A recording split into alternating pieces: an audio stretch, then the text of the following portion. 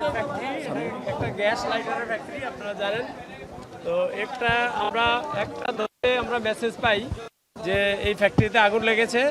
তো আগুন মেসেজ পাওয়ার সাথে সাথে আমাদের নিয়ারেস্ট ফায়ার স্টেশন হলো কেরানীগঞ্জ ফায়ার স্টেশন। সেই স্টেশনে আসে এবং এসে কাজ শুরু করে।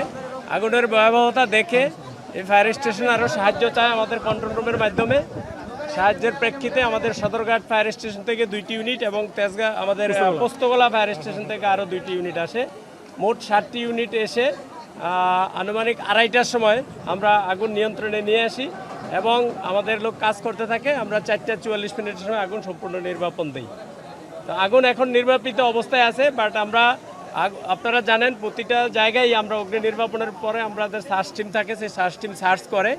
তো অগ্নি নির্বাপনের পরেই আমাদের সার্চ টিম যখন কাজ করতেছিল, ওই সার্চ টিম সার্চ করার পর আমরা 5টা ডেড বডি রিকভারি করি এখান থেকে।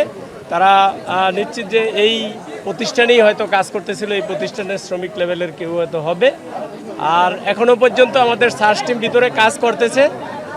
আরও কোনো ডেড বডির সন্ধান পাওয়া এখনও যায় নাই। যদি পাওয়া যায় আমাদের সার্চ টিম কাজ করতেছে, কাজ করলে তারপরে আমরা বোঝা যাবে যে আসলে কোনো ডেড বডি আছে কিনা। অগ্নিকাণ্ডের কারণ কি মনে করছেন? আর অগ্নিকাণ্ডের কারণ যেহেতু এখানে গ্যাস লাইটার, আপনারা জানেন গ্যাসের বিষয়টা, তো আমরা এখনও অগ্নিকাণ্ডের কারণ নিশ্চিত বলতে পারবো না, কারণ এই ফ্যাক্টরি বা এই প্রতিষ্ঠানের কোনো প্রতিনিধি বা কোনো লোককে আমরা এখনও পর্যন্ত পাইনি। তো সুতরাং আমরা সে কারণে আমরা বলতে পারতেছি না যে এখনই যে কি কারণে আগুনটা লেগেছে। আমরা এখনও সার্চ করতেছি, আমাদের কার্যক্রম এখনও চলমান। আমাদের এই সার্চের কাজ যখন শেষ হবে, এরপর আমরা অগ্নিকাণ্ডের কারণ বা ক্ষয়ক্ষতির পরিমাণ এগুলোর দিক নিয়ে আমরা কাজ করব।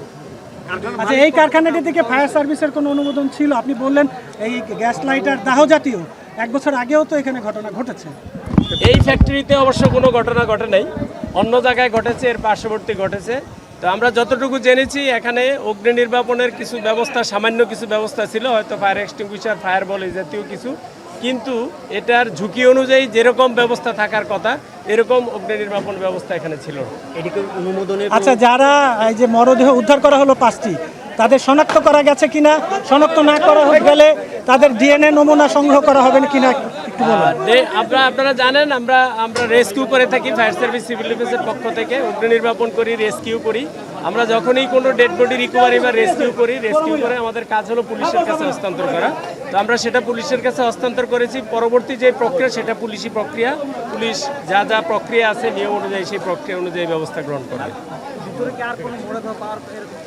এরকম কোনো চান্স এখন নাই এখনো পর্যন্ত। আমরা মিসিংয়ের কেউ আমাদের কাছে কোনো দাবি করে নাই, তারপরেও আমরা আমাদের যে কাজটা সেটা আমরা করতেছি, আমরা সার্চ করতেছি। হতাহত কয়জন?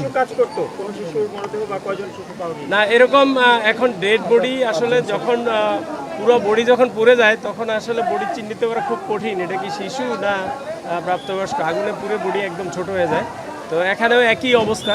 এটা আসলে পোস্টমর্টম যখন হবে হাসপাতালে তখন তারা বলতে পারবে। যে 5 জন, এর মধ্যে নারী রয়েছে কিনা বা পুরুষ শনাক্ত করা? এর মধ্যে নারী আছে, মহিলা আছে, এটা বলা মুশকিল আসলে। এখানে নারী পুরুষ সবাই মিলেই কাজ করতো, তো থাকতে পারে। মানে মরদেহগুলোর মধ্যে নারী পুরুষ শনাক্ত করা যায়নি? শনাক্ত করা যায়নি, আমরা এটা শনাক্ত করতে পারিনি।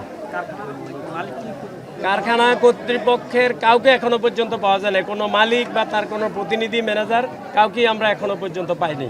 আমরা চেষ্টা করতেছি তাদের সাথে যোগাযোগ করার জন্য, কিন্তু ওদের নাম্বার যেগুলো পাই আমরা ওদের সাথে কথা বলতে চেষ্টা করেছি, কিন্তু কেউ ফোন ধরছে না।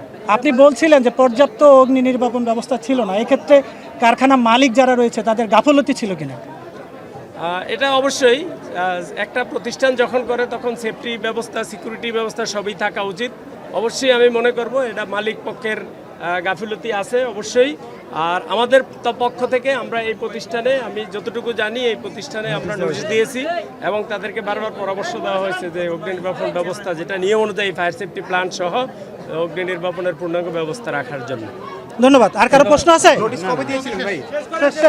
সবাইকে অসংখ্য ধন্যবাদ। Lily ultra soft serum gel, যা গভীর থেকে স্কিনে দেয় 3 গুণ সিরাম হাইড্রেশন। সিরাম জেল হাইড্রেশনে ব্রাইট থাকো সব সিজনে।